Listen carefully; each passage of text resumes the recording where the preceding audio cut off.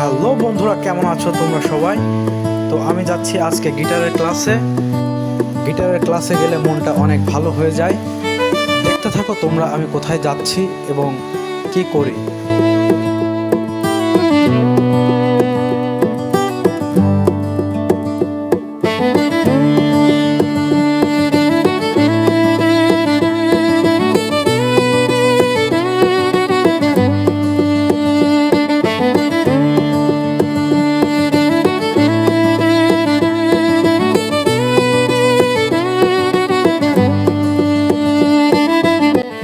Sir প্রত্যেকেই যত্ন সহকারে হাতে ধরে গিটার শেখায় এবং কে কেমন প্র্যাকটিস করছে তা নিজে সামনে বসে থেকে দেখে। আর এই হলাম আমরাই।